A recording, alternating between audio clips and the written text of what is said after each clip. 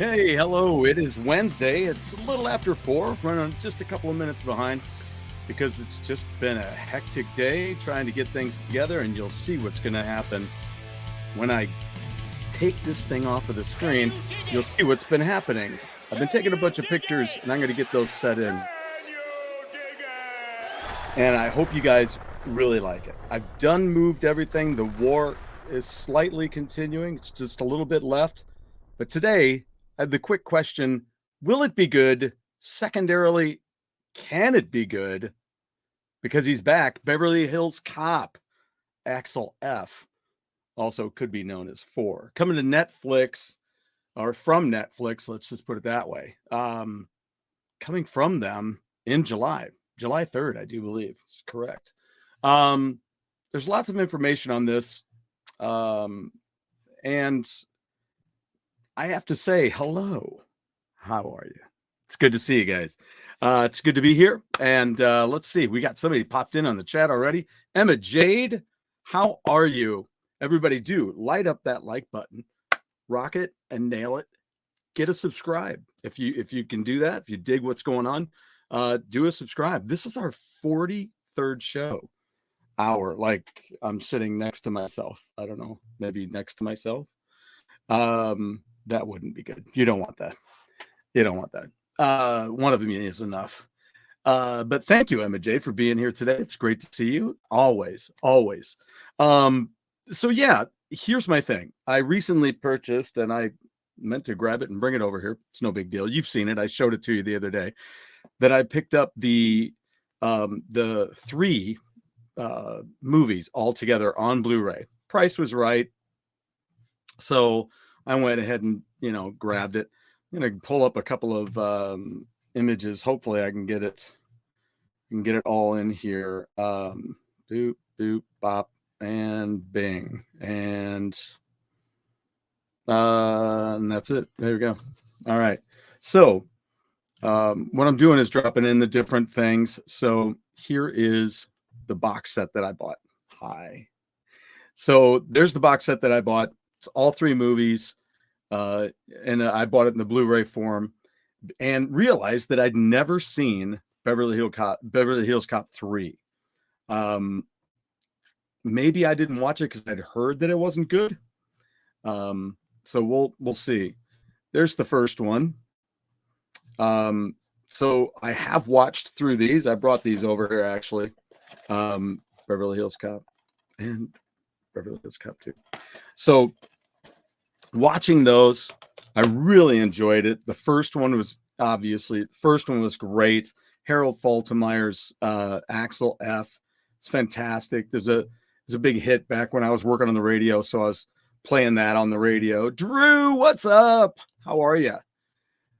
Sharing the love. And so, a great film. I really enjoyed it. And then, the second one was what the second one was. But here's some interesting things. Let's take a look at this real quick. Or let me tell you about it, shall we say. They have this thing online where they did a comparison to all of them, like as far as budgets, who's in each one. So Beverly Hills Cop came out December 5th, 1984. It was directed by Martin Brest. Screenwriter was Daniel Petrie Jr. The story was by Danilo Bach and Daniel Petrie Jr., same screenwriter. And so let's see. And the producers were Don Simpson and Jerry Bruckheimer. All right. So those 2 producers would be also on the second one as well. So those are some of the things about the first one. Axel Foley, you all know about this. Introduced as a Detroit cop after the murder of his best friend, travels to California to investigate and track down the killers, whom he believes operates an art dealership as a cover in Beverly Hills. He teams up with 2 reluctant detectives from Beverly Hills Police Department, Billy Rosewood, played by Judge Reinhold, and John Taggart, played by John Ashton, who were ordered to keep a watch on him, especially after seeing Foley's differing approach to police work tactics considered unacceptable by the chief of police. All right, so y'all seen that one. It was the reason that we watched the second one. Fortunately, the second one was still pretty good. One other thing I want to talk about is the budgets on these. Okay, so the first one.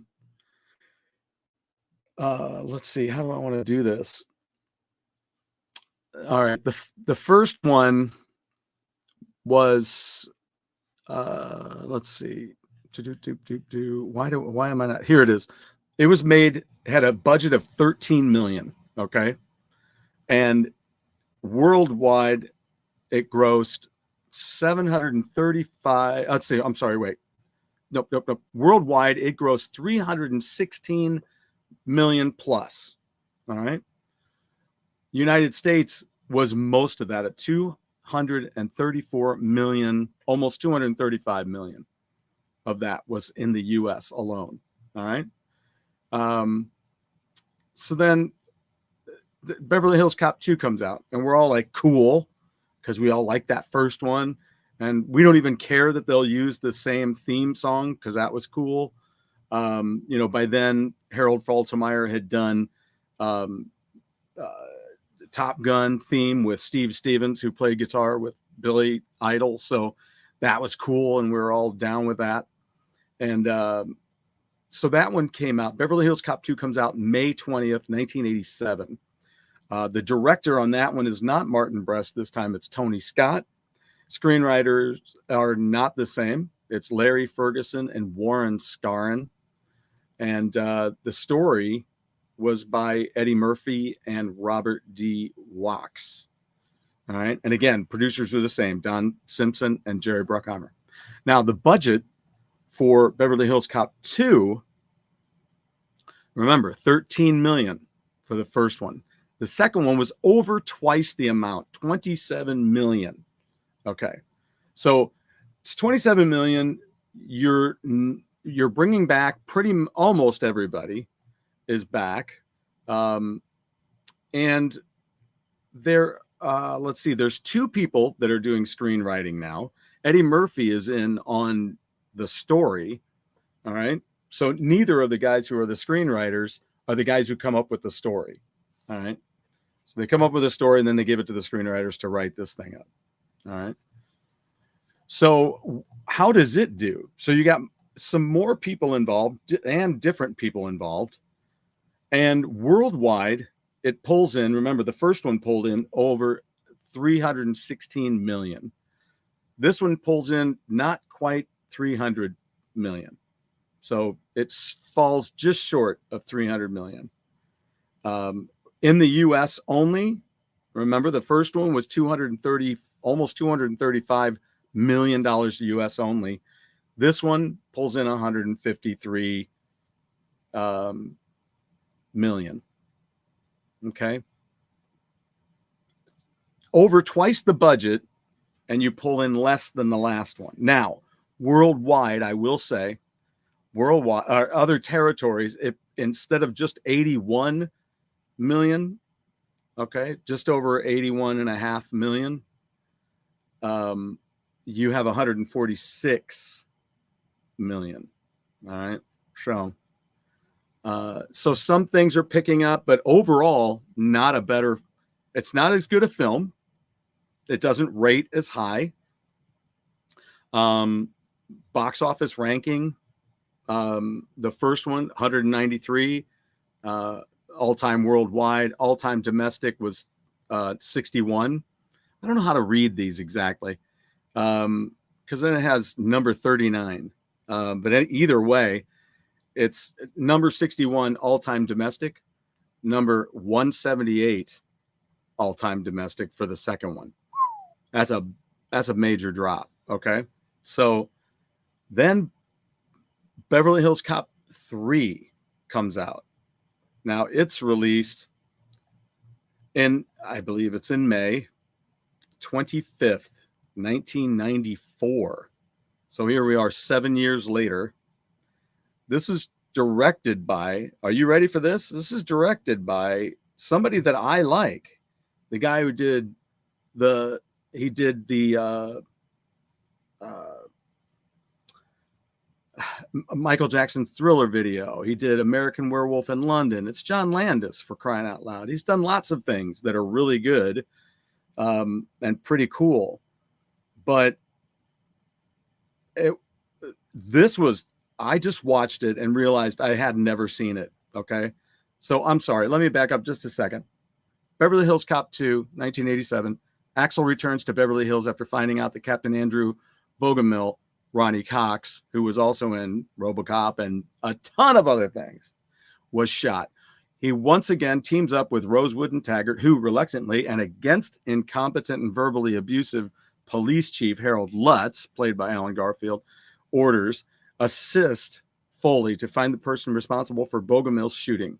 Axel, Rosewood, and Taggart discover that the Alphabet crimes, a series of felonies, robberies, and Bogomil's shooting that have been going on in the area are masterminded by weapons kingpin Maxwell Dent, played by Jürgen Prochnow.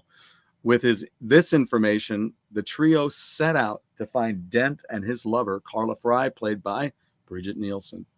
All right, so now 7 years later, they come out with Beverly Hills Cop 3.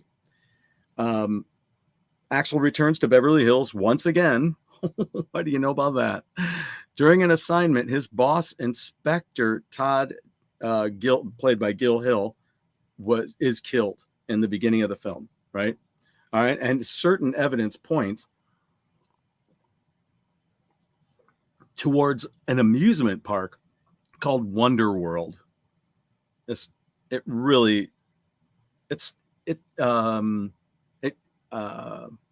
In no way, shape, or form are they the same movie, but some of us who would watch one would watch the other. This film is kind of like Indiana Jones, the alleged fourth movie, where it starts off okay. You're like, okay, it's maybe not played as well. It's just not directed as well. And, but it starts off fine. And you're like, damn, they killed Inspector Todd. Holy crap, you know? And then evidence points towards the amusement park called Wonder World. Upon arriving in Beverly Hills, Axel looks up Rosewood, who has attained the title of DDOJSIOC, the Deputy Director of Joint Special Interoperational Command. Taggart has retired, and a new detective, John Flint, played by Hector Elizondo, serves as Rosewood's new partner. Now, they spend the whole time in that film trying to make you think that he's crooked, which I just don't understand it. He's like, well, let me take care of something, and then he doesn't, and you're like, oh, he's in on this. And then, oh my God. Let me just for a second, let me go back here and see what we've got going on in this chat, because okay, Drew, okay, what I liked 3, but I watched 3 censored on cable a lot. Okay, it's a bad film. Judge Reinhold is great. He is. He's worth watching. It's just I can't stand it when they're in a shitty movie. Beverly Hills Cop 3 are great, closely followed by Die Hard 1 through 3 and RoboCop 1 through 3 for best cop movie trilogies. Okay. All right. Easily, Emma Jade. Yeah, you guys feel better about 3 than I do. Axel F song is so well known. It sure is. Axel F is so great. It doesn't need words. That's absolutely right. Maxwell Dent. What a crime guy name. The name's Maxwell Dent. Yeah, I guess wasn't there a bad guy Dent in Batman, the animated series, right? Isn't that who is that? Oh, Dent. Isn't it Dent? What's the name of the cop who's the big, he's the burly guy, and he's always, talking like, he's always mad. What's that guy's name? I forgot what his name is. But then Harvey Dent is Two-Face, right? So there you go. It is Dent. It's a crime name. It's a crime boss name. Wonderworld plays a big part. It does, too much of a big part. Double cross and a double cross. Yes, thank you. There you go. We got it. See how we worked that out? So anyway, the thing, it's just all of a sudden, I don't know what the whole, I don't know. The music was terrible for that theme park, and I get it. Everything is, and at the one point somebody goes, "Shut off the damn music," or whatever, and everything. But again, having me try to think that Hector was bad the whole time. Is he good? Is he bad? Just, it didn't play, because he said, well, I'll get a hold of that guy. Now, if you know that guy and he's crooked, so what's the deal? I don't know. So it's really just, it's just poorly directed. In fact, oh my God. Okay. So there's the one part, it's the woman that's in the film. In the second one, what's her name? Or in the third one, what's her name? Real lovely gal. I just had her, Teresa something. Teresa something. I can't remember. I think I have the Teresa Randall. That's what it is. Teresa Randall. Oh my God. The scene with her coming out of the that cold area with Judge Reinhold, as they break out of there, and he's like, yeah, we got to do this. And she goes, yeah. And she runs. Oh my God. It was really bad. It's just really bad. It was bad, like Beyonce in the third installment of Austin Powers, where she just spent the whole movie running around acting like, I'm in a movie with Mike Myers. Oh my God. It just was terrible. Anyway, I'm glad you guys love that film. I'm glad it's not me saying you can't like the film. I'm just saying these are the things that I think about, and these are the things that bother me about the film when all is said and done. Yeah. So anyway, that third movie though, so that took me a minute. And now you'll notice I do have a bunch of other things here too. We'll go over that in a second. But isn't it interesting? So when we get into this Beverly Hills Cop 3, they're talking about the amusement park, and Hector is the new, is John Flint, who's the new partner. Let's take a look at as more people get involved in this thing, then the budgets go up, right? So as you obviously can tell right now, this is what I consider the worst of the films, is the third one. Now, 13 million. Remember, we had a great film made for 13 million. And I realize times change, inflation, but they spent 50 million on that third film. 50 million. And it grossed in the United States almost 235 million. The second one was it was 153 million plus. Third one, 42 million. Just over 42.5 million. That's just, worldwide it brought in 119 million. A $50 million budget. And a bad story. I don't know. Really, the story could have been okay, but when he starts jumping around on that ride to save those two kids, I'm like, yeah, no. Yeah, no. I don't know how that. I don't know who came up with that idea. Well, I can tell you who came up with it, because that time, yeah, Nile Rodgers took care of the music. He was the composer on that for the music stuff. And let's see here, Paramount was all three of them. And so in Beverly Hills Cop 3, May 25th, 1994, John Landis was the director. Stephen E. D'Souza came up with the story and did the screenwrite. Has the screenwriter's credit as well.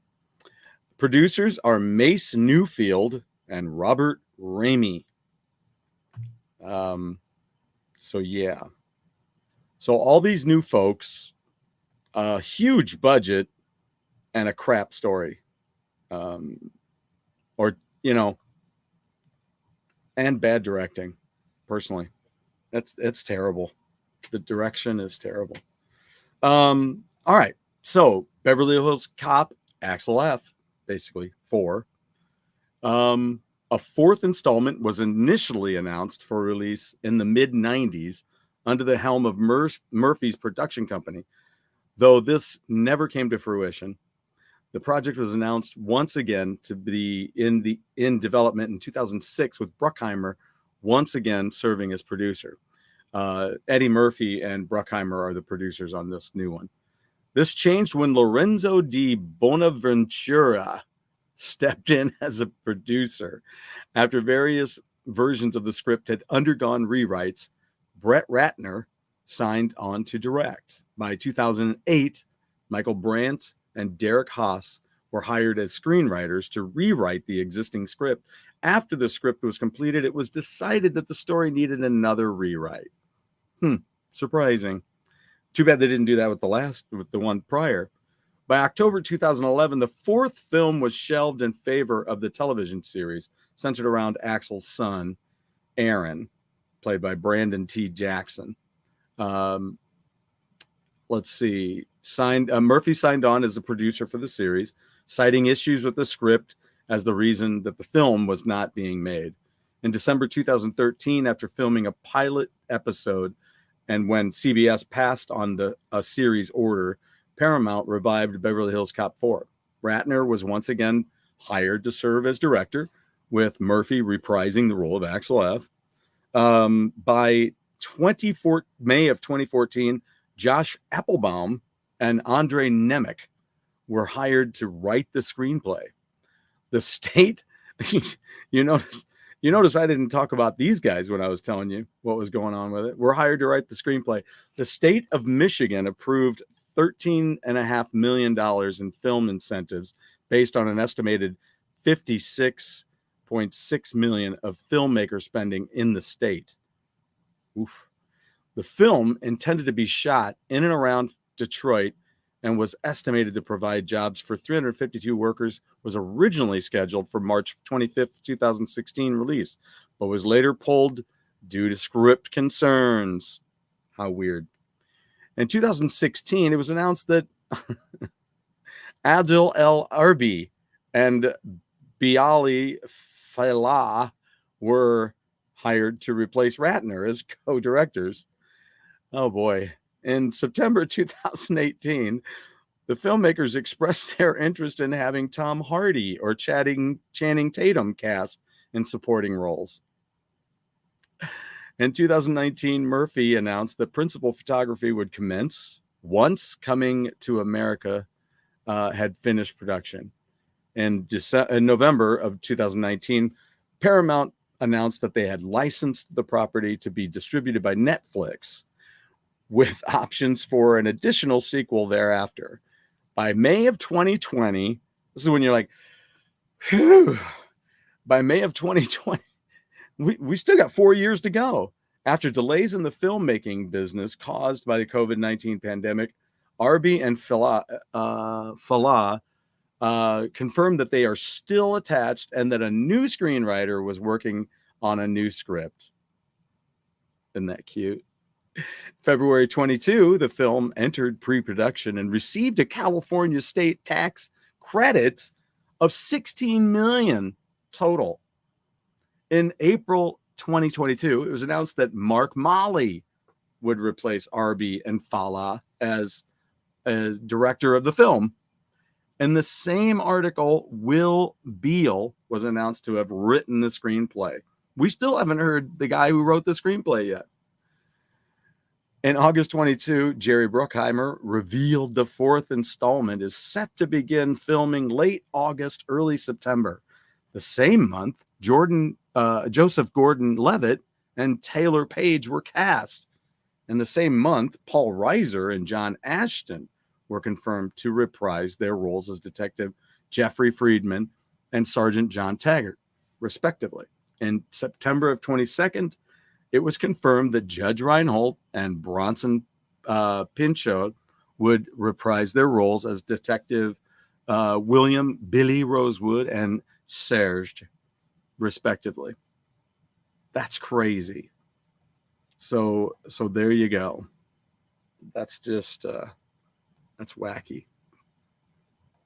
So yeah, I didn't find any numbers on the new one yet as far as what it's going to be, but how hard is it to I'm not going to say how hard is it to write a good script. That's never really where I go with all of this. Where I end up going with all this, usually, Blake, sounds like a scam. Sounds like they're inflating costs to get a bigger budget. Yeah, exactly. Here's my thing. It's kind of like an album, you don't want to look at a musician and go, oh, how hard is it to write a good album? Okay, because that's a crap question, right? The main question here is how do you not notice when you're doing a film and you're like, wow, do you see how that looks? Or this isn't coming along right. This is really going to be stupid. For those who like the film, I hate to say it again, but that whole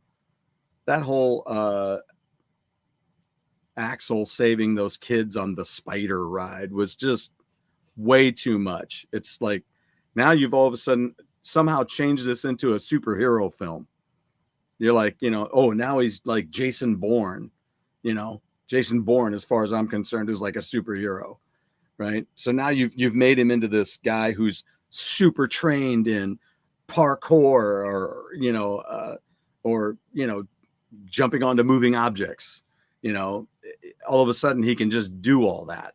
It was just too Mary Sue for me for a jokey, goofy cop from Detroit. Now all of a sudden he can just climb over all these different things while the rest of the park is doing nothing, I guess, except looking. Oh my God, you guys. Okay. Okay. So here you go. This will be easy for you guys. When you rewatch it, if you don't mind rewatching it, for some of these things, just look at the crowd moments, especially during that. And they're just sitting there. They're like, and they hold the camera there for the longest time. I'm like, oh my God. Oh my God. This is what you're going to do. And I'm sitting there watching it. That was part of the sad part. But again, that's my point. It's not like how hard is it to write a screenplay? Well, I don't know. I don't write screenplays, so I don't know how hard it is. Maybe once I'd start writing one, maybe it was pretty simple. But I do know how to edit. I do know how to read through something and go, okay, wait a minute, hold on a second. I was helping somebody out with something a while back, and it says this, and then it says this later, and you're like, well, now hold on. Earlier you said this, and now you're saying they're gonna do this, and you're like, that's not what they're gonna do. They want to totally do this. You're like, it's this bad. And then over here you go, I'm gonna do this, and you're like, no, hold on a second, because over here you said you were gonna do this massive thing, and now you're like, well, now I'm just gonna do this about it. And you're like, I get that you as you're writing it quickly and as you're getting ideas out before it gets fleshed out, I get it.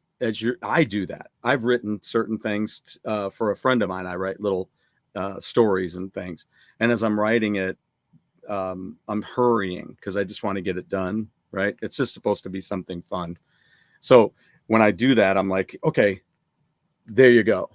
So boop, and then I read it later, and I'm like, oh, that really sounded stupid because because I had just said earlier, or the grammar isn't right, or whatever. So editing, I just want to know where those people are in the editing area. Why didn't they shut down some of that stuff? Because it could have been fixed. It's the same with a record. It's not easy to write a record. It's not easy to record records. You can write a bunch of songs, whittle it down to, okay, these are the 10 or these are the 12 or however many you need. There you go. Now, why not in the middle of that? I've always thought about this with Point of Entry by Judas Priest. Why not in the middle of that process, when you hear some of these songs, you're not like, okay, you sure you want to do that? Because this is how it looks. This is how it sounds. You know what I mean? I almost said, how hard is it to write this script?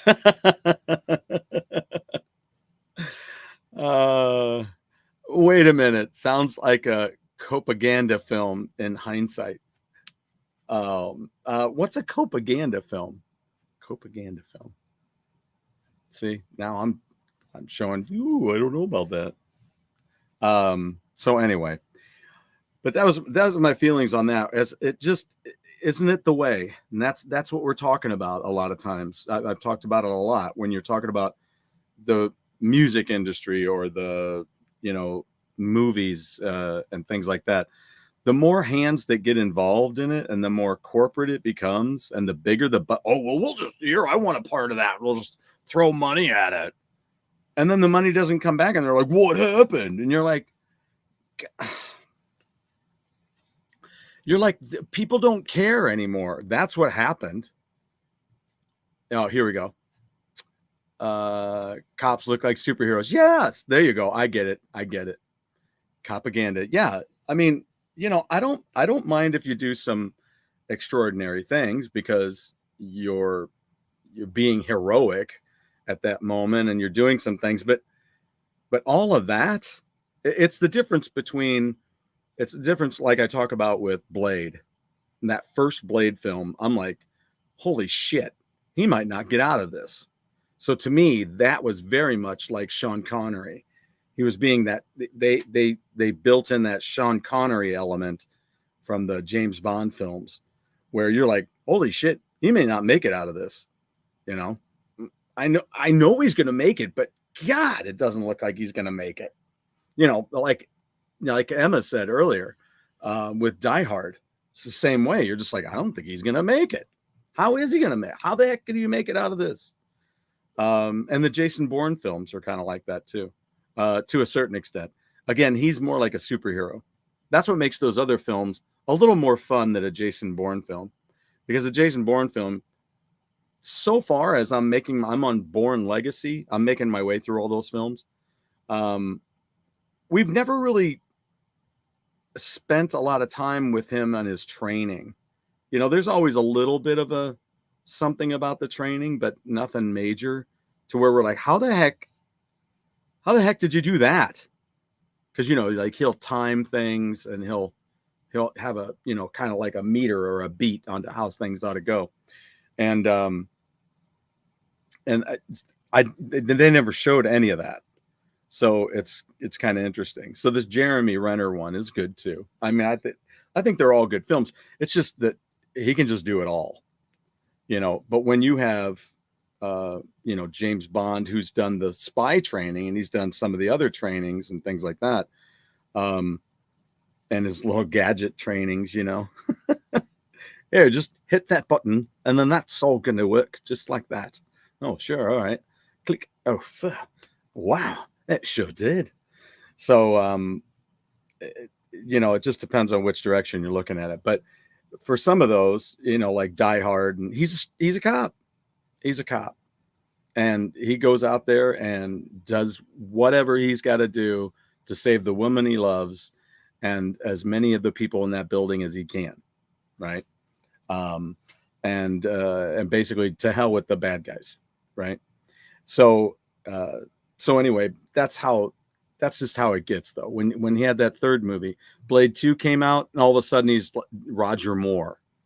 And he can't lose. He can't lose.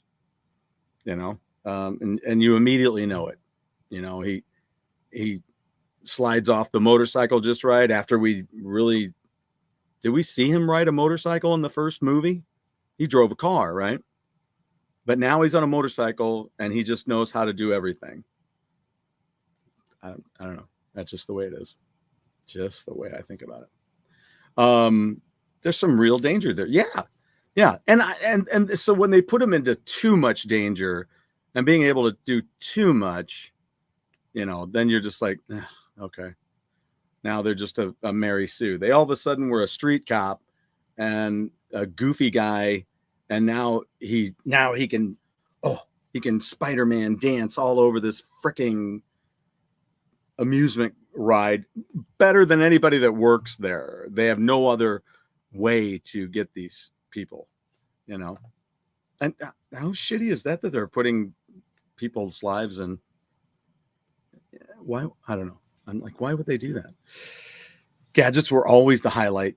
Yeah, definitely. The smoke, the oil, the tacks on the ground, the car that goes into the water and becomes a submarine. Now, do yourself a favor and watch, isn't it The Spy Who Loved Me, where it goes in and it becomes a submarine, and as they come up you can see the cable. I mean, plain as day, see that cable that's pulling it up out of the water go in the water. You can see the cable that pulls the car out. It's hilarious. Hey, I got stuff falling all over the place now. So anyway, we watched we can move on now because we'll move into this next thing. Speaking of 80s movies, we watched this film Bratz, right? I'll turn that so you can see this.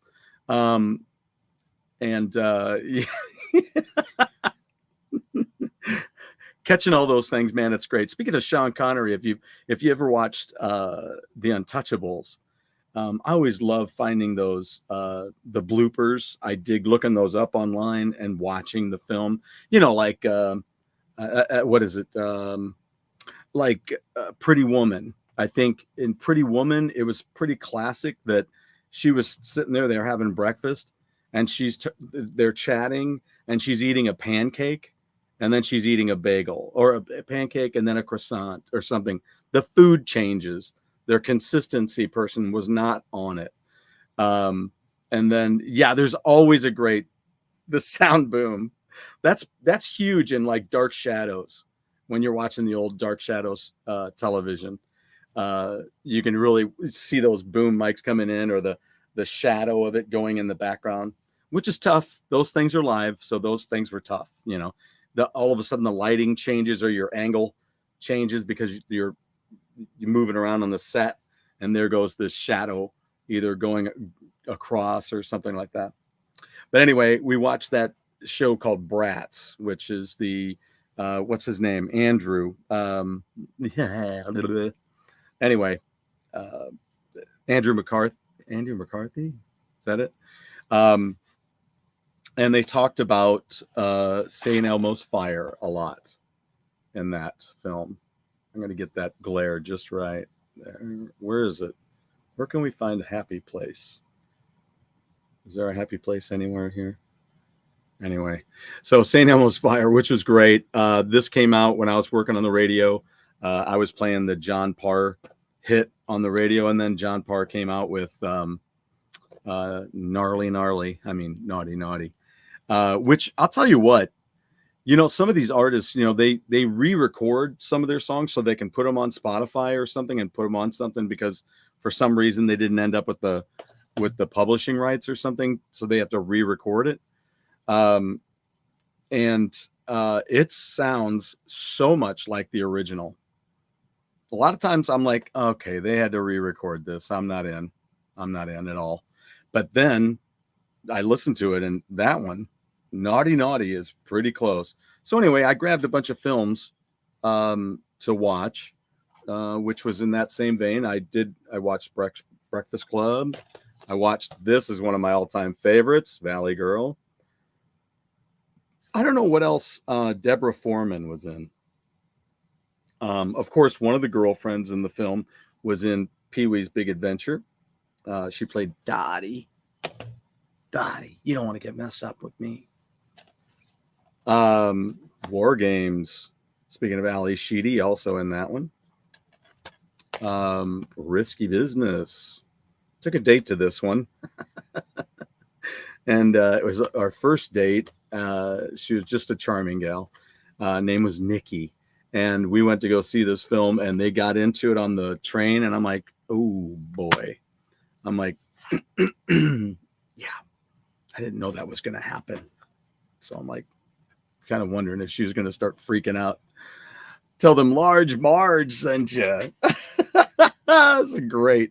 That's great. All the Right Moves with Tom Cruise and Craig T. Nelson and Leah Thompson was in that. And I think, wasn't Sean Penn's brother was in this as well, I think. Yeah, Christopher Penn. Yeah. So pretty good movie. I think I saw that at the theater too. Nah, maybe I saw that on cable. May have seen it on cable. How about this with Ali Sheedy? There you go. Short Circuit. Number 5 is alive. No, disassemble. Stephanie. Weird Science. Try the Anthony Michael Hall. It's surprisingly good. Yeah, Anthony Michael Hall, in especially in Breakfast Club, had some funny stuff. He was good. He was good. Ferris Bueller's Day Off. Fast Times, of course. Speaking of Judge Reinhold, what a great, and Sean Penn. Lots of great stuff in that one, and great music too. Something else too about some of these films. It's kind of interesting when you hear some of the music that's in it, because sometimes it's surprising. First of all, I'm thinking, holy crap, that was then, you're like, wasn't that newer than that? But you're like, no, it was all the way back. And here we go. Pretty in Pink. I started realizing, I realized that I didn't have 16 Candles. And there was one other one that I didn't have. The follow-up film to St. Elmo's Fire was About Last Night. That's one of the films that came straight away after St. Elmo's Fire because of the fact that it had Demi Moore and Rob Lowe in it. It also had James Belushi, and Elizabeth Perkins, I think, was in there. She was in Big then. Yes, I love both of those too. It's one of those things where, yeah, 2, I'd probably watch it now and go, okay. But I do, as far as I'm concerned, if I saw it for $5 or something, I'd pick it up, Johnny 5 is alive. It's a great film. That was a lot of fun. I'm looking forward to watching it. So I'm just eating up all these films as I'm taking my, lunch break or dinner break or whatever during all of this, switching things around and moving things. So that's been a lot of fun. If you think of another film, put it out there. You know, if you think of an 80s film, put one out there, type it in. And like I say, 16 Candles, I don't have that one. What was another one? There was another one. Oh, I'm also watching Say Anything right now as well. And such a great film. Such a great film. So I have some things here. This was one. Did I show you guys this? One of my Father's Day gifts. The new Iron Maiden Monopoly, Somewhere on Tour. I mean, come on. Come on. Ooh, Flight of the Navigator. That's a good one. And isn't there the Iron Maiden song, Flight of the Navigator, as well? Is that what I'm thinking of? Look at that. Nice one. Nice one. Then let's see. This right here, you know, I've been going through the CDs that I acquired from my friend, right? So I've been a little impatient and been trying to get through them. So last night, I went through them for the show today. I'm like, I'm just going to go through the rest and I'll show you what I decided that was important to me, right? But then I got this package the other day, and let me show you what this is. So you remember the other day, Ghosts of the Navigator. Thank you. Yeah, there you go, Blake. Thanks, man. I appreciate that. I knew I was wrong, but I was like, I don't know. Seems pretty dang close. So anyway, Symphony X was in town, and Heathen opened up. If you haven't checked out either of those bands, do so. It's so worth it. And then I got a package from my buddy Mike, and soon, there you go. Oh, isn't that weird? Flight of the Navigator, there's Ghost of the Navigator, and there's Flight of Icarus. That's pretty good. That's pretty good. So what I'm going to do is have Mike on. I'm going to do a deep dive into these, and then I'm going to have Mike on, and we're going to give away a couple of copies. All right. So what we have is he sent me, when we were talking about it, I was like, dude, I never got around to doing this, the Silent Assassins albums. He put out 3. Here's Mike LaPon's Silent Assassins. Here's the first one. There you go. And he signed it for me there. And then here is the second one, which is called Pawn and Prophecy. So there you go. And there he signed it again right there. All right, Pawn and Prophecy. And then the third one he has is Whore of Babylon. And there you go. So I asked him if he wouldn't mind if he had an extra of 1 or 2 of them. So he sent me an extra of a couple of them. So like I said, I'm going to do a deep dive on these myself, and then I'm going to have him on the show with me, and we'll kind of talk through those, and then we'll give away a couple of those discs. If that sounds cool with you guys. Sounds really cool to me. I'd be like, yes. So some of these, like, I'll tell you a little bit about Mike Kloschuk in another show, and I would love to have him on. So yeah, exactly. When titles collide. And I'll hopefully have Mike Kloschuk on the show sometime. He did a lot of touring with Sebastian Bach after this time period, and I actually did some artwork for him, and so that was really cool. I'll show you those, and we'll do that. So here's a little something. Speaking of Iron Maiden, I have the big collection of the Eddies, which I'm trying to figure out. We'll kind of talk about this in a minute. And I'm trying to figure out where I'm going to put those that I have. Now, you see some of these back here. I could just feasibly put them there, but we'll see what happens. But what I did was I found a good price. You know how Amazon is. One day it's this price. The next day it's this price. It varies, right? On something that you like. That's why you should always put something in your compare and save list or whatever, or save it for later. because then they'll send you a notice if there's a price change, and sometimes it drops way down. I've got another something to show you that showed up the other day. That did just that. It was out of stock, and then it keeps coming back in stock, and it was at a price that I liked, so I went ahead and picked it up. But anyway, this was in the same way. So I hadn't gotten this one yet. So I got the Trooper Eddie. Look at that. I just love the glare. I just love it so much. There you go. Comes with the artwork in the background. It's pretty cool. So I've got two big ones like this now. I've got this one, and I have the Power Slave one, which is really neat. But I hadn't ordered it. I didn't know if I wanted to do that. I just was like, I can't get too much of this stuff. But I thought, well, it's like the only other one I need. So I'm like, fine, I'll do it. So that's really cool. Then we're redoing our kitchen coming up here soon with a friend of mine. And I saw this again. It's one of those things on Amazon where it was like, oh, the price is down a little bit. I'll go ahead and grab it.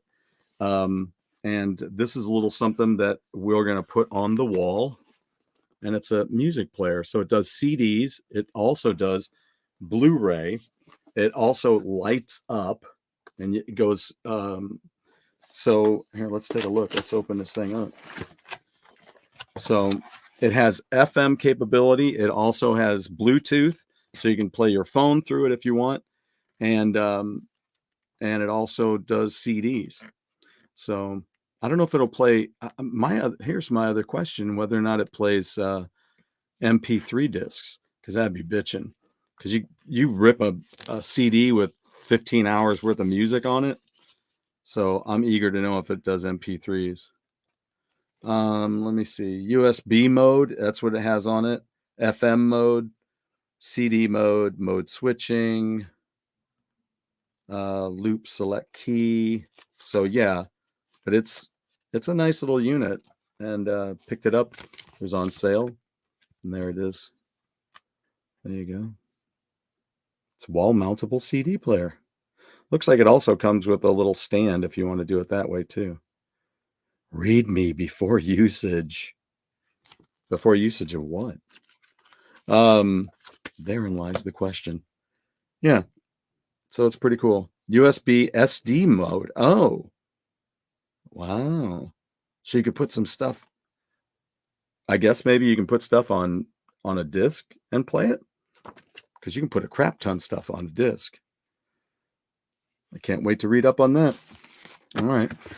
So that's that. Now, what time do we have here? All right.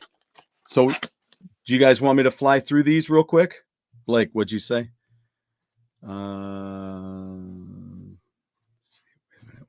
a minute. Blues Brothers. Yes. Another great 80s movie. I do have that one set and ready to go. It's right here. I'll tell you more about this in just a second. Yeah, Blues Brothers, another great one. Deep dive on Maiden. Yes, you're right. Yeah, just like I need to do a thing like I did with Judas Priest, where I talked about me and my life with Judas Priest. And you got to seconding that from Drew. You got to treat yourself. That's right. You do.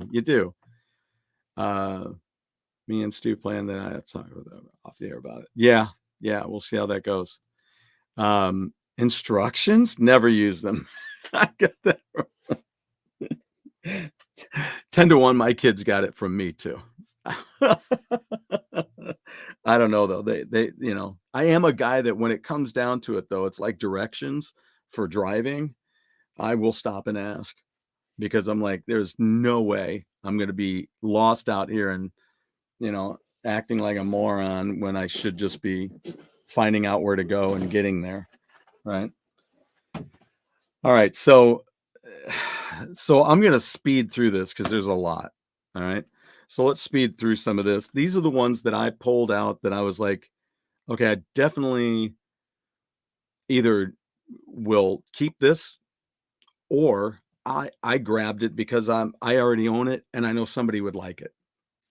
So whether maybe we give them away here or something, I'll see how it goes. So anyway, we'll whip through these real quick.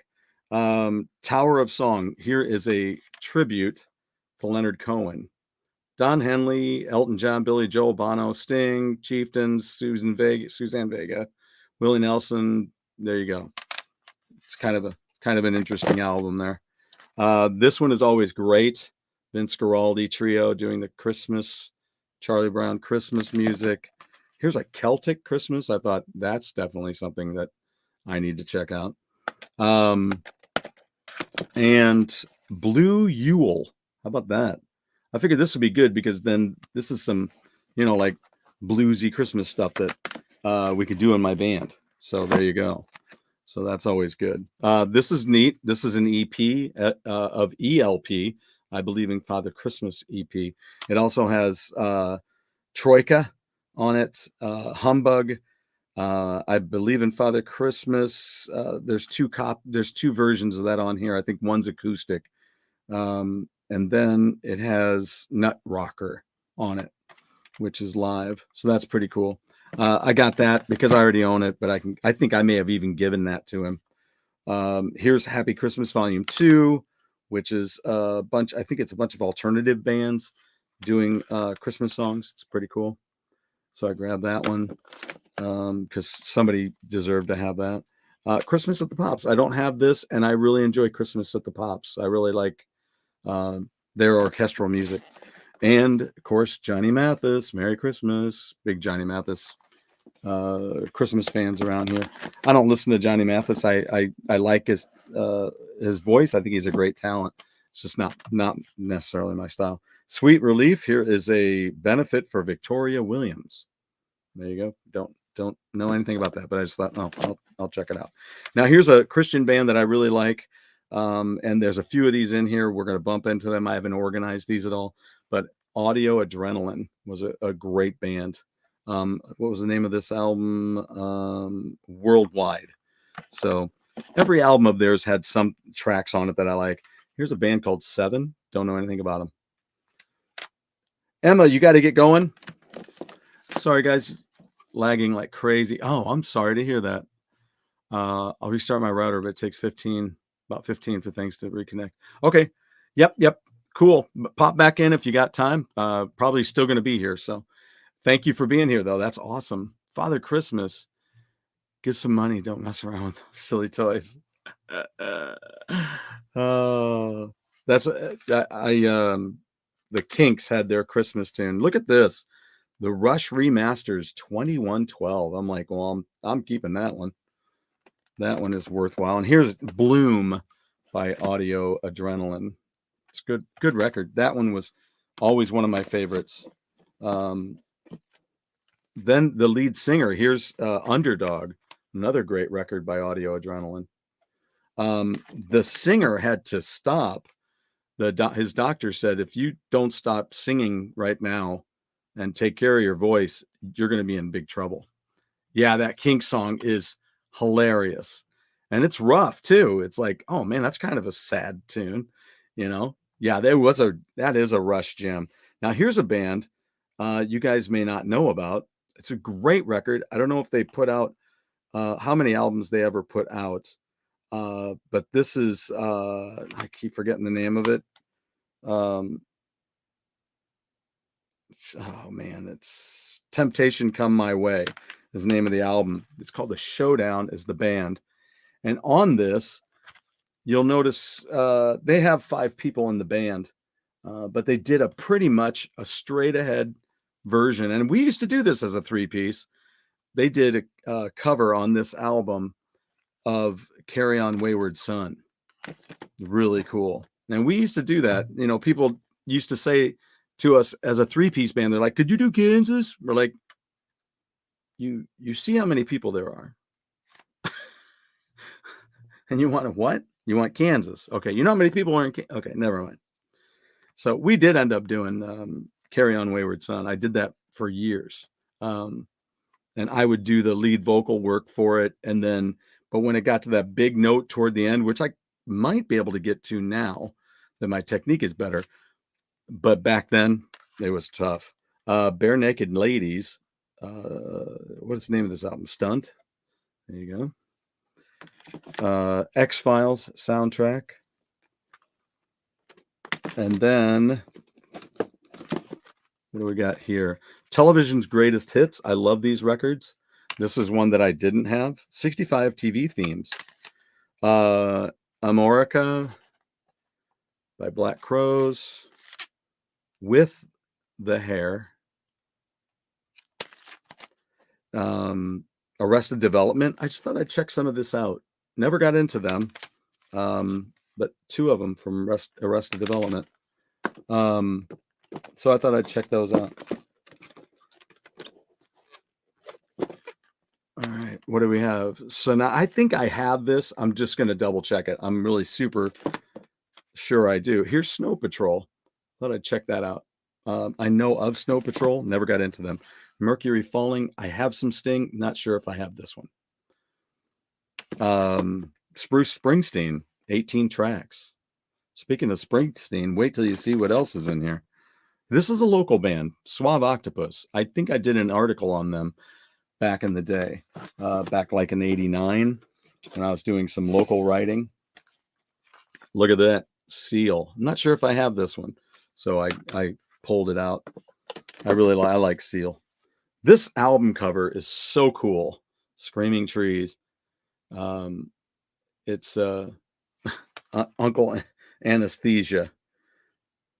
So I don't know if I don't know how it is, but I thought here's an album. This is one that I bought, and when I say this, I only mean it because I know this. You know, it's just a fact. But I also know that if there was anything that was worthwhile, that before they got rid of all these, then they just ripped it, right? So it's not like, well, I gave him this, but I did. I gave my friend this one. So this is a really good record. Rick Springfield, Venus in Overdrive. Funny story. Are you ready for this? Have I told you guys this story yet? Venus in Overdrive. So what could that sound like? I'm sure you can figure it out pretty quick. So I'm driving he does have a great voice, Drew. I was driving my daughter to school one day and I'm singing that song, right? And she goes, "Oh, wait, I thought you were saying penis in Overdrive." I said, why would I ever play a song like that with my daughter in the car? Oh my gosh. Here's one called No Alternative. It's just a collection album. And here's one I don't have any. I just love the name. Fluffy versus Phantasmic. I just thought that was a great name. And what a cool cover with the 7-inch vinyl there. And Mute Math. Never heard of that, but I thought, interesting. It's, I know the kind of stuff my friend likes. So I'm like, well, I'll check it out. This is fun. I have a better appreciation for disco these days, especially being a bass player. So Disco Collection. These are the actual hits by the people. So that's why I thought I'll keep a hold of that. And then here's another one that I got from my friend is Rick Springfield Christmas album. You can tell I borrowed it from him too, because I turned the cover. Black Crowes. There you go. 3 Snakes and 1 Charm. The good old. I have one of those 7-inch single pieces back there too. Sixpence None the Richer. Really good record there. Saw them live and got that album autographed actually. And Kenny Rogers, Greatest Hits. Let's see what else we've got here that I chose to hold on to. All right. Lou Reed. There you go. That's really a cool concept with that colored cover. Here you go. Riot. Thundersteel. If you've never heard Riot, there you go. Thundersteel's a great record. Also, The Power of Privilege. Oh, dear Lord. That's so cool. Spin Doctors. I thought Pocket Full Kryptonite. Somebody might want that. Silverchair. There you go. Frog Stomp. I figured somebody might want that. Some Soul Asylum. I have never gotten into Soul Asylum. And here is another one as well. There you go. So I thought, that's a good way to get into them. See what they got. This is Brad Meldau. If you're somebody who loves some jazz piano stuff, Brad Meldau is very, very, very good. In fact, there's going to be another one right here soon too. Kronos Quartet. He had 2 of those, so I grabbed them both. And then the Dave Matthews Band, of course, Under the Table and Dreaming, which had their first song on there that I'd ever heard. This is a killer album right there. Serious Fun by the Knack. This just screamed somebody needs to get a hold of this. So I just thought I could give it away because somebody that I know needs to have it. Here you go. Kronos Quartet. There's another one. All right. Here's Saxophone Christmas.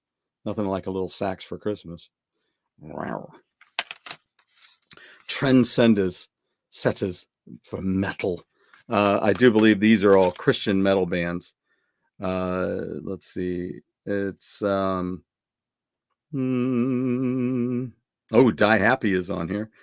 That's a really good one. Blood Goods on here. Tourniquet. Not into Tourniquet. I always said Vengeance Rising.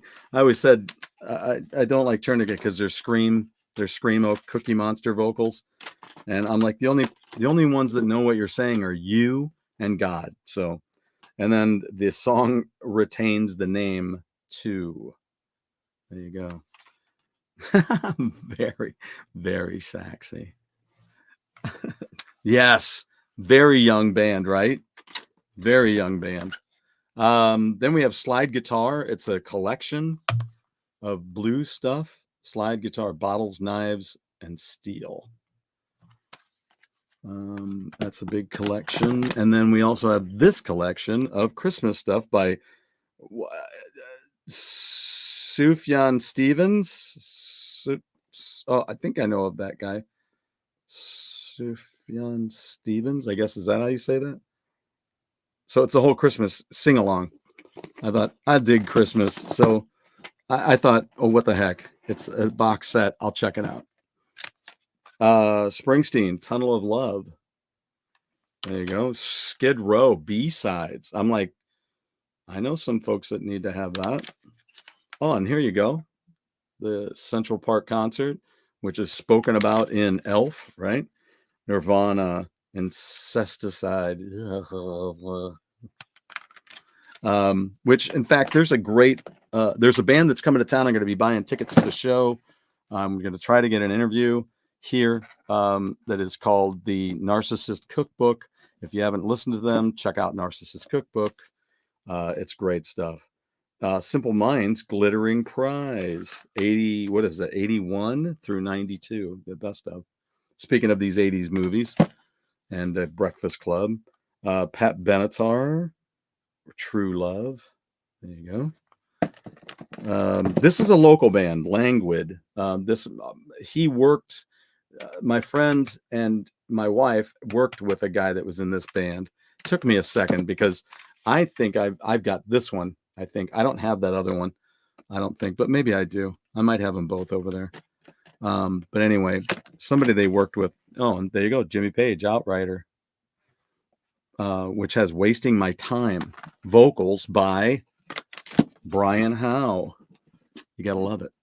Brian Howe was great. It's too bad we lost him early. Jimmy Barnes, Two Fires.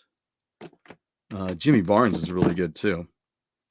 This is another one of these rock of the 80s. This is Petra, Jeff Moore and the Distance, Charlie Peacock, White Cross, you see Striper, Res Band, Whiteheart, DeGarmo and Key, 77s. These are all rock and hard rock Christian bands.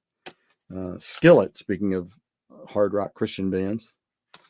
And Invincible, I own that one. I already have that one. I think mine's autographed. I think I met them here in town years ago. Oh, there's another one that I gave them. Here's one. Moondog Maine. There you go. This is a great record. Fantastic record. Blues rock. I'm going to be playing stuff off of that album in my band. But that's Frank Hannon's band, named after a wrestler. Lucky Town by Bruce Springsteen. I have this one as well, Lynyrd Skynyrd 91. So somebody I know that, like my brother might want that one. Probably pass it on to. Oh, what a great album this is too. There you go. Lean Into It by Mr. Big, who are on tour. And I guess things are going great. I've been seeing Billy Sheehan's reports, Metal Church, The Human Factor. There you go. Lost Dogs, Gift Horse. Don't know it, but I thought that sounds cool. And I think I remember him talking about them. Then here's the album collection of Skynyrd. That's 1, 2, and 3. And then Lynch Mob, the self-titled album, which came out after Sacred, Wicked Sensation. And George Lynch's solo record. This is really good. It's got some great musicians on that one. Here is a Priceless Collection sampler with some classic folks on it, like Etta James is on here, I think. Ella Fitzgerald is on here. Johnny Hartman. Just some classic crooners, that kind of time frame.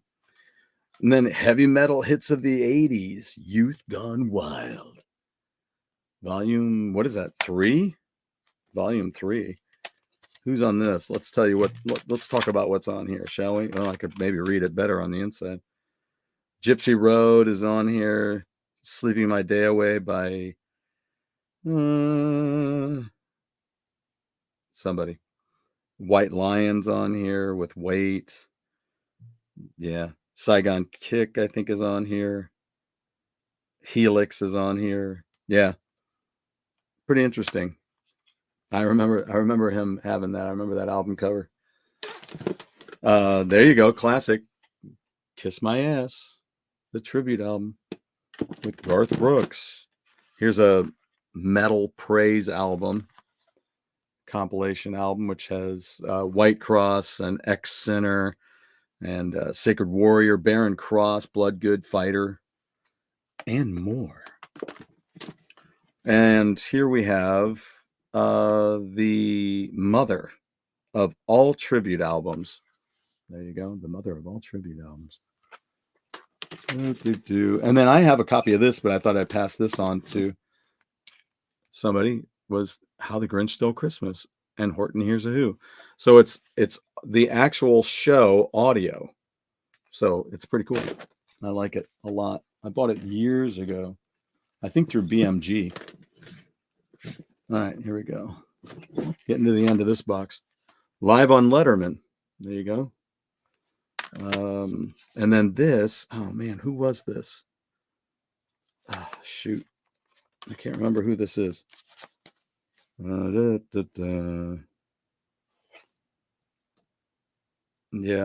I don't remember. Richie Havens. There you go. And then this is cool. Schoolhouse Rock Rocks. It's a bunch of covers of the Schoolhouse Rock tunes. This is Christmas Time with the Johnsons. That's a CD I put together and gave out as a gift at a party one Christmas. Another one that I did, Three Ships by John Anderson. It's a great record. Yngwie Malmsteen collection. I had to add that to my collection. Ultimate Manilow. And Marillion, 6 of one, half dozen of the other. Marillion, what a great band. And Masters of Reality. There you go. Sunrise on the Suffer Bus. Loverboy Classics. And Mellencamp's Dance Naked. Crazy cover. And the Kinks, Phobia. And here's that other Brad Mehldau album. This one is a great record. If you want to, Brad Mehldau 4, if you want to just start somewhere with Brad Mehldau, that's a great place to start. Just some killer piano stuff. Yeah, you just it's one of those. I don't know how they do it. So while I'm putting these in here, and I'll move this box. How do you like the new setup? There's my big question. Do I have any Static X? I have a little bit of Static X. Alvin and the Chipmunks. Never was a big Alvin and the Chipmunks fan. Although I watched it when I was a kid, and I think I listened to a little bit of it when I was a kid, but it didn't last with me. I just wasn't into it. Static X, though, I do like some of their stuff. I got into some of that industrial stuff, which was cool. Days of the New was one of those. What the heck? Anyway, Static X. There was. I'll get my CD out. I made a CD of stuff, industrial stuff, which is really cool. So remember, no, I better save that. I'll save that for the last. So this was cool. Tora Tora, Wild America, great record. You know, there's also a band out there called Wild America now. Tina Turner, best of. 2 Minutes to Hate, which is has now Worm. Some U2, some more U2. Oh, here's Adventures of Jet. I was pretty excited to get this. This is my best friend's cousin is in this band, and so that it was. This is a secondary project to another one that he does. Blues Traveler 4. Somebody would love to have that. Anthrax. I would love to have this. I don't think I have an actual copy of that. I think I burned a copy. I know, I'm horrid. Mozart. There you go. I got this so I could maybe pass it on to my music teacher at school. Then here are 3 records by Derek Webb. And you guys familiar with Derek Webb? I'm not. It seems familiar, and it seems like I should know who that is, but I don't. So 3 albums: Mockingbird, The House Show, and She Must and Shall Go Free. So what else do we have here? We have some Beck, a couple of Beck albums. There you go. What'd you do? You fell over. Why'd you fell over on me? All right. Let's see what we got. Oh, there you go. Bonnie Raitt. Slipstream album, and also Nick of Time. So that's pretty cool. Also, this was here's a Queensryche CD that I put together of EPs and rarities. It's got, everything from Queen of the Reich, their whole first EP. Plus it has Chasing Blue Sky. It's got Silent Lucidity Unplugged, Walk in the Shadows from the Eyes of a Stranger EP. So some of these are the songs you've already heard maybe, but they're from an EP. And then of course it has Scarborough Fair on here as well that they covered from Simon and Garfunkel. And The Alarm, Standards, Prong, Badlands. What a great record. I mean, come on. It's great to have an extra copy of that. And Weird Al, Alpocalypse. There you go. Alpocalypse. All right. So there's Mother Love Bone. Thought I'd check that out. Robert Plant. Look at that. God, Principle of Moments. I don't have that. I knew who this was. Who is this? Oh, it's Pearl Jam. I just thought I'd grab it. I'm not a big Pearl Jam fan, but Best of Peter, Paul, and Mary. You know, I think I just bought this at the library for 50 cents. And Julian Lennon's Mr. Jordan.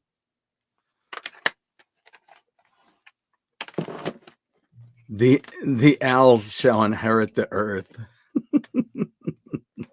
Thank you. I really appreciate it. I'm glad you like it.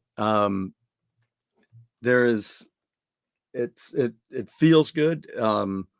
It didn't look right at first. I'll tell you about that here in a minute before I get going. So we can wrap these up. And Nerf Herder. I'm like, oh yeah, I'll take that because they did the Buffy theme. U2, October, Best of the Tubes, great record. Living Color Stain. And let's see, what else do we have here? Getting right down to the nitty gritty here. The Lost, don't know it, but I thought looks cool. I'll check it out. Look at this, Johnny Lang. Turnaround, Johnny Lang, Wander This World. Johnny Lang, what's the name of this one? Long Time Coming. And this album is fantastic. The Knack Zoom. Jeff and I went and saw, my buddy Jeff from Go Game Go. He and I went and saw The Knack. That was the record that we saw. So Jeff's going to be on the show coming up soon. And we're going to finally talk about The Knack and how we got all that started. There you go. Alapalooza. This is a good album. I have this one, but I thought I'd grab it and keep it. This Vince Neil album is really good. Steve Stevens was on it. Matthew Sweet. Rattle Your Cage. There you go. Barren Cross. I think I have burned copies of these two Barren Cross albums. If you like Iron Maiden, try these guys. Let's see. What was this? Oh, Blind Melon Soup. I didn't have that. I have their other one. Get Nervous by Pat Benatar. Sting. Which one is this one? Soul Cages. Yeah, the Soul Cages. There you go. And la la la la la la. Oh, Temple of the Dog. Yeah. All right. And here we go. Oh my God. I'm going to save that to the last. All right. So the Best of Tesla. Best of James Taylor. I already have a copy of that, but somebody could use it. And then there's the first Blind Melon, which I do have. And then here you go. Here's Tesla autographed for him. To Brad. There you go. So an autographed copy of Tesla. Ty Tabor. There you go. From King's X. Moonflower Lane. Archangels. Thought I'd get that. I think I already have this, but I'll see. Look at this. This is a remaster. So glad to have this. Hearts by America. I may have given this to her.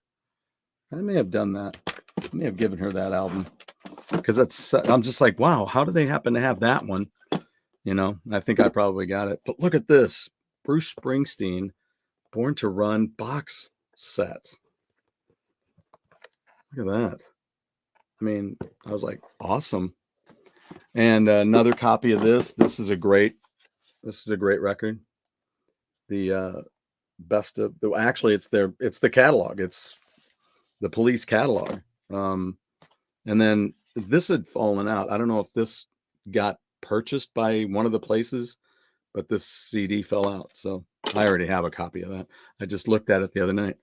But yeah, I'm going to do a dive into these booklets coming up soon too. And look at this, the Billy Joel box set. And this is like his favorite guy. Billy Joel that's his dude. So I'm trying to get him out to see my friend's band. They do a tribute to that. Now, I think that's it, folks. There's one last thing that I'll do. I will show you what I got the other day. I was a little disappointed though, because of how like Amazon packages things now and again. But I Look at this. This is what came back in. Painkiller. It's out, and then it's back, and then it's sold out again, and then they come back. So they keep getting them. And it was 21 something, and free shipping. So that's when I knew that they had it back into stock, and I went ahead and just ordered it. But here at the bottom, you can see, because of the way they packaged it, it's got a little bit of a, I don't know, let's see, how can we get that glare off? Let's see if we can just take it out of here. That may not help, but because this still has, there, you can see it right there. See that? Where the album has slid up against there and knocked a little bad little rip there. I hate that. It's brand freaking new. It's still sealed. I haven't even opened it up, and it's got that wear on there already. I'm like, God darn it. So I tried getting a hold of them once, because I'm like, I want a percentage off of this if that's the way it's going to be. I mean, I don't order stuff to come in damaged, right? But anyway, so I got to look for a phone number and see. But it does have a really nice side on it, though. You can see there. See if we can. There you go. Painkiller. It's a great record. I was talking to somebody the other day too about the Killing Machine, and I can't remember who it was I was talking to, because I'm like, oh, I should order you a copy, because they collect vinyl too. I'm like, oh, I should get them a copy, but I can't remember. It wasn't my brother, because I got it for him for his birthday. Yeah, too tight. Yeah, the thing about this is they put it in a box that's bigger than the record, and then they just put like a little wreath of that craft paper on top. So it's sliding all over the bottom, banging up against each side. And you're like, well, yeah, of course, if the vinyl keeps banging down on that one spot, it's probably already torn the inner sleeve, and it's put a little wear on the outer jacket.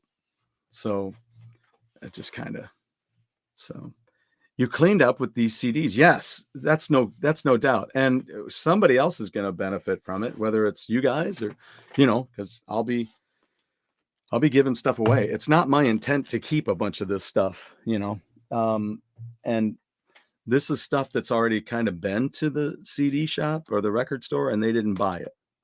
So, so that's kind of why, I was like, well, you mind if I take a look? He goes, no, take whatever you want. I said, well, I'll just take the lot and just go through them, and figure it out. I'm thinking about there's a lot more of the Christian bands and stuff like that. So I'm thinking about just kind of going through and sorting those. And then, I'm really excited about that. That's such a good album. Oh, and I'm going to be getting into this artist as well. We'll be talking about this artist down the line. I don't want to go any further on that than that. But yeah, whatever I was. So I'm going to see if maybe a church might want those and just donate them to a church, because they may want, stuff to hand to people, and if it's free and donated, they don't care if it gets lost or nobody brings it back or whatever. You know what I'm saying? So here's what I did really quickly. I had this with all the DVDs. These are all my music centric DVDs. So we have movies and stuff at the top. That includes musicals and things like that. So Chicago, Dreamgirls, Grease, that kind of stuff is all in with that. So there's like music and lyrics is right up there. That's what that is right there. And Once, if you've never seen the movie Once, check it out. And then Rent is in there. And then it goes into all the way down here to Wild Rose, West Side Story there, Wayne's World. So these are all movies that have to deal with that. Then you get into live stuff. Okay. So then you have everything here from like April Wine to Elton John, Iron Maiden. Then you get Metallica, and I've got like the Gigantour CD for Megadeth, G3 Live, Judas Priest. I got lots of Judas Priest and lots of Kiss live and lots of Iron Maiden. There's Live Aid that I just got right down there, right there. Got the Live Aid. Then you come down here, and it is, oh, there you go. There's Van Halen right down there, Live Without a Net. And then you have the Van Helsing. I don't know if you've ever heard the Van Helsing album. It's really cool. Why can't I remember? Oh, Van Helsing's Curse is what it is. And that's Dee Snider. It's really good.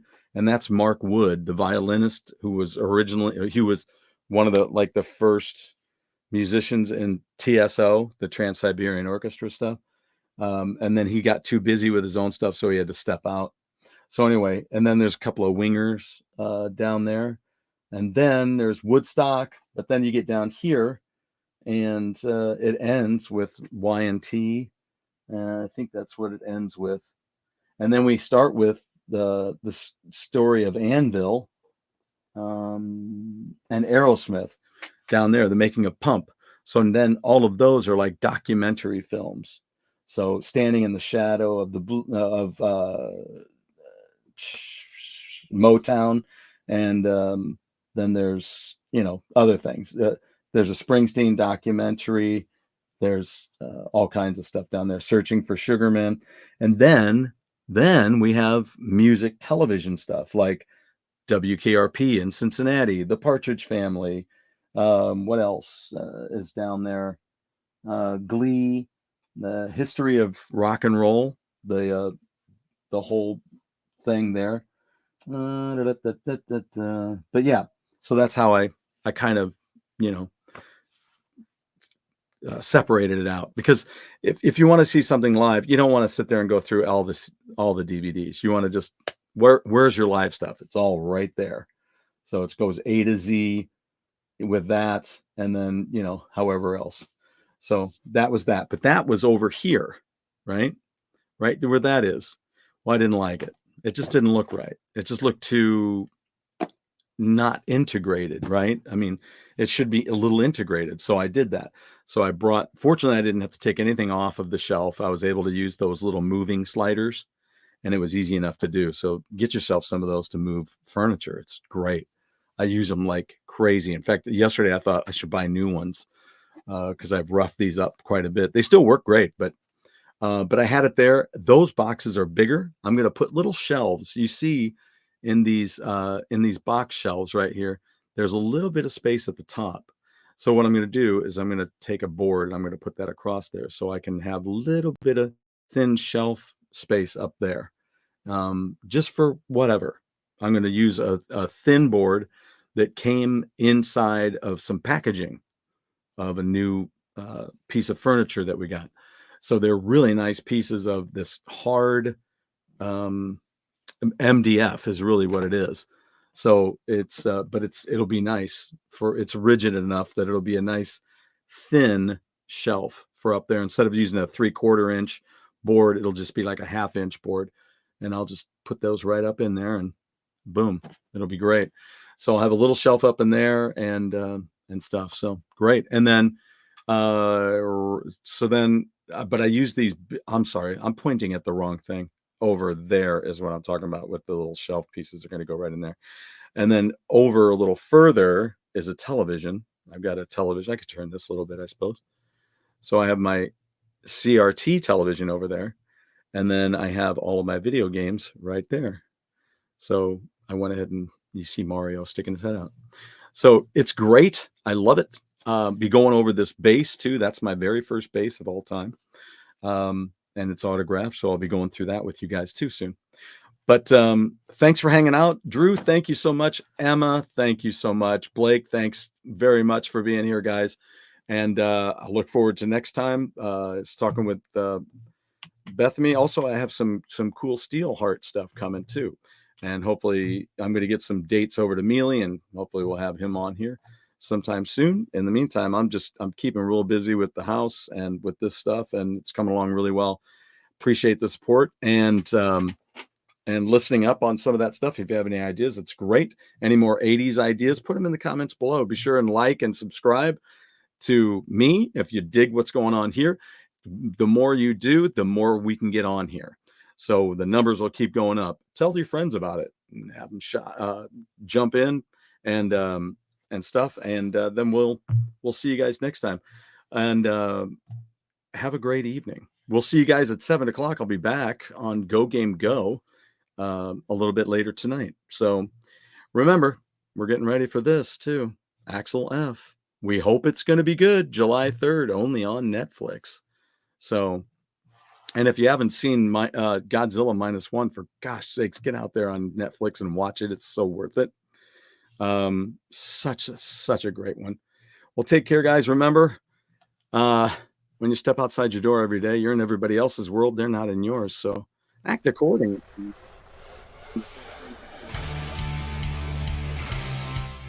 So I'll be back next week on Hammer Away. We'll see what we're going to talk about then.